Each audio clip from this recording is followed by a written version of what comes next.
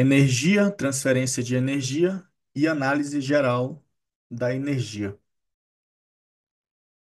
Quer percebamos ou não, a energia é parte importante na maioria dos aspectos de nossa vida diária.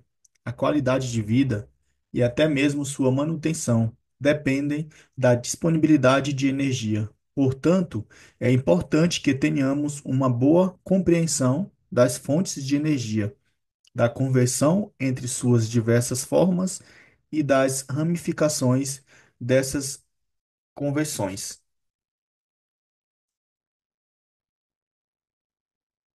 A energia existe sob muitas formas e pode ser térmica, mecânica, elétrica, química, nuclear. Até mesmo a massa pode ser considerada uma forma de energia.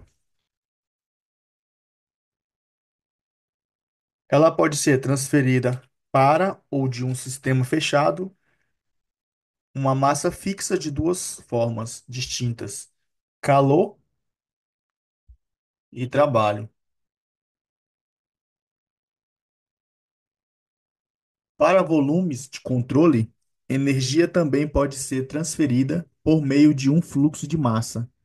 Uma transferência de energia de ou para um sistema fechado é calor se for causada por uma diferença de temperatura. Caso contrário, ela é trabalho e é causada por uma força que atua através de uma distância. A energia total de um sistema com base em uma unidade de massa é indicada por E. Ela pode ser expressa como a energia é igual à energia total sobre a massa, em kJ por quilograma.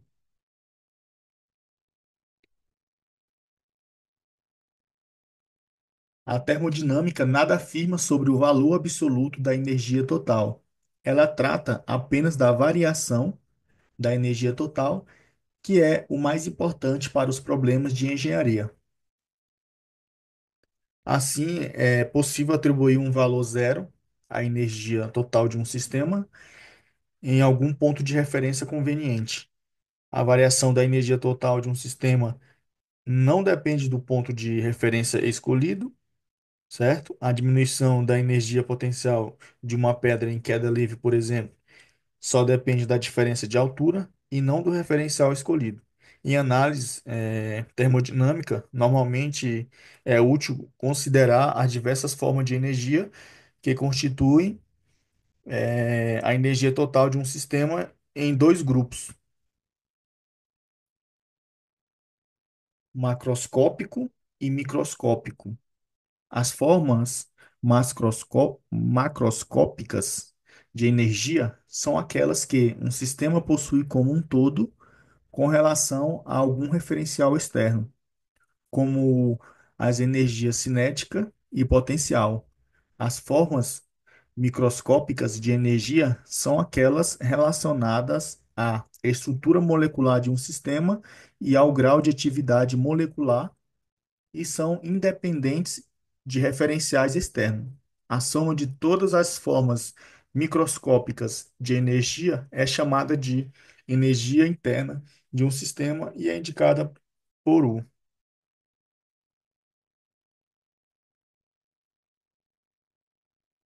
Transferência de energia por calor.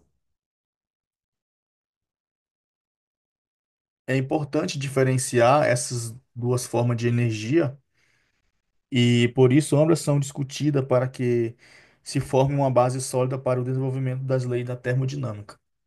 A energia pode cruzar a fronteira de um sistema fechado em duas formas diferentes, calor e trabalho.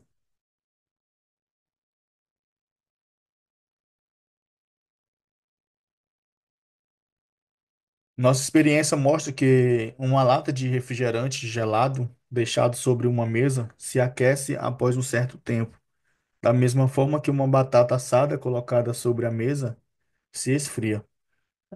Quando um corpo é deixado em um meio que está a uma temperatura diferente, A transferência de energia ocorre entre o corpo e o meio até que o equilíbrio térmico seja estabelecido, ou seja, até que o corpo e o meio atinjam a mesma temperatura.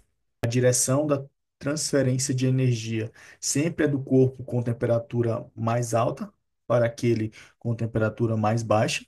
Depois de estabelecida a igualdade de temperaturas, a transferência de energia para.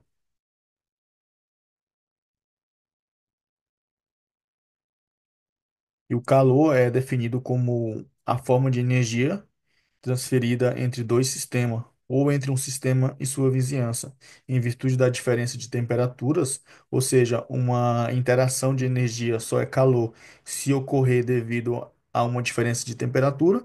Dessa forma, não pode haver qualquer transferência de calor entre dois sistemas que estejam à mesma temperatura.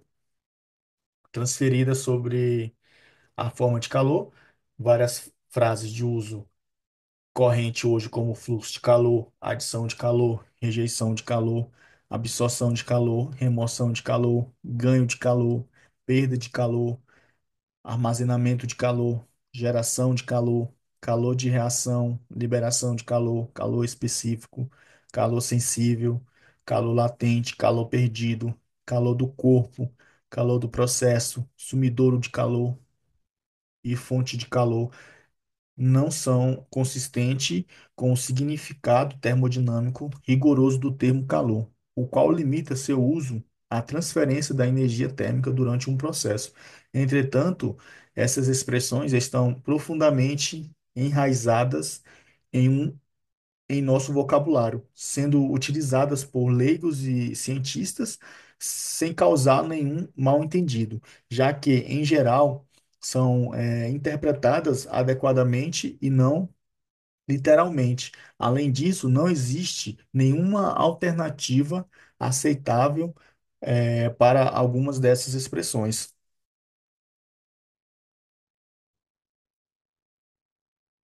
É preciso menos tempo e energia para dizer, escrever e compreender calor do que energia térmica.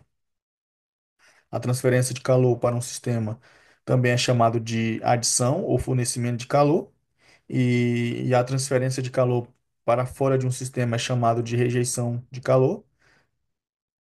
Talvez existam motivos termodinâmicos para relutar tanto em substituir calor por energia térmica. Considere mais uma vez o exemplo da batata assada. A batata contém energia, mas essa energia é transferida,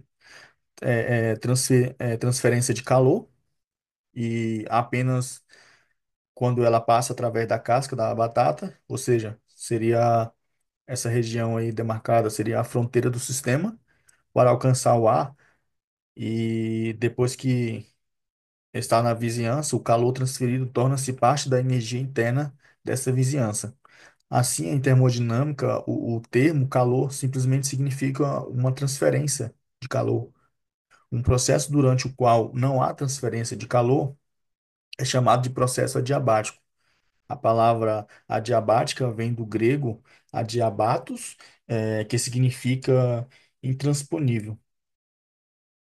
Um processo pode ser considerado adiabático de duas formas: quando o sistema está bem isolado, de modo que apenas uma quantidade desprezível de calor passe através da fronteira, ou quando o sistema e a vizinhança estejam à mesma temperatura, e, portanto, não haja força motriz, uma diferença de temperatura para a transferência de calor.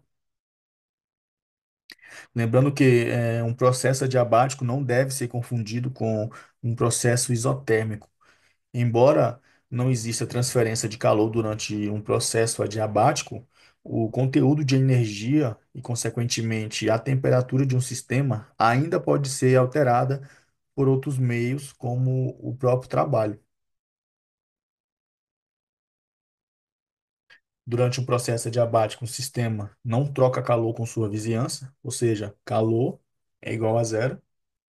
Poderia aqui ilustrar, não é um sistema adiabático, mas só para tentar trazer uma compreensão melhor, vamos supor que uma garrafa térmica seria um sistema adiabático. Você coloca ali o líquido, a água gelada ou água quente, e não há troca de calor com o meio externo, certo?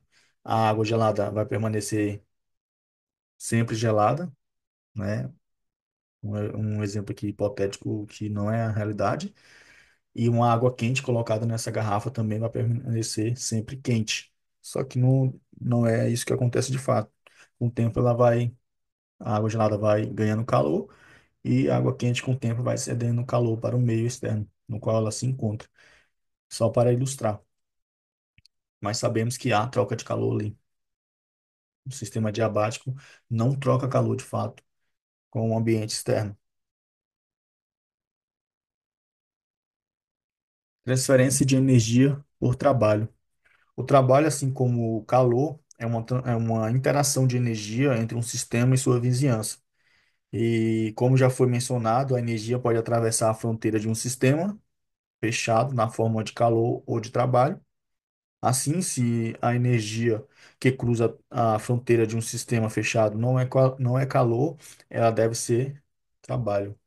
Calor é fácil de reconhecer, sua força motriz é uma diferença de temperatura entre o sistema e sua vizinhança.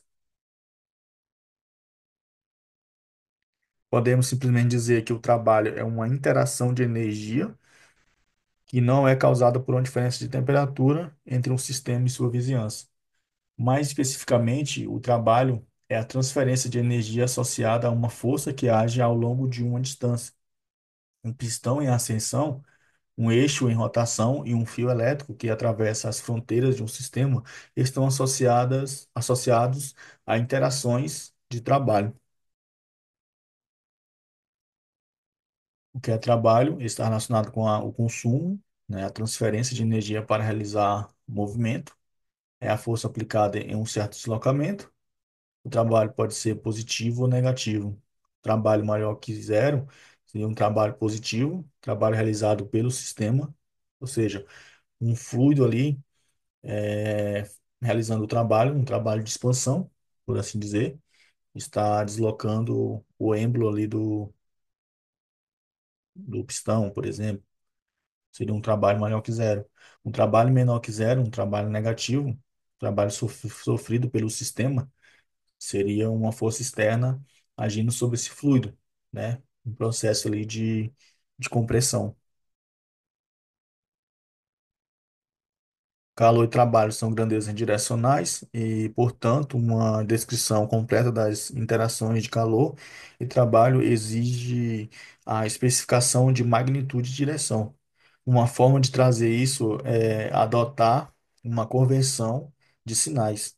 A convenção formal de sinais é geralmente aceita para as interações entre calor e trabalho são as seguintes: transferência de calor para um sistema e trabalho realizado por um sistema são positivo, e transferência de calor de um sistema e trabalho realizado sobre um sistema são negativo.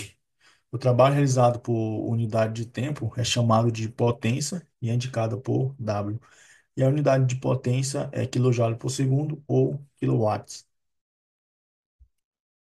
especificando as direções de calor e trabalho.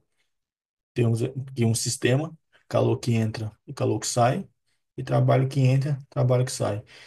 E temos a fronteira do sistema, e tudo que está ao redor do sistema seria a vizinhança. É isso. Deixe seu gostei, compartilhe com os colegas. Te vejo na próxima aula. Valeu.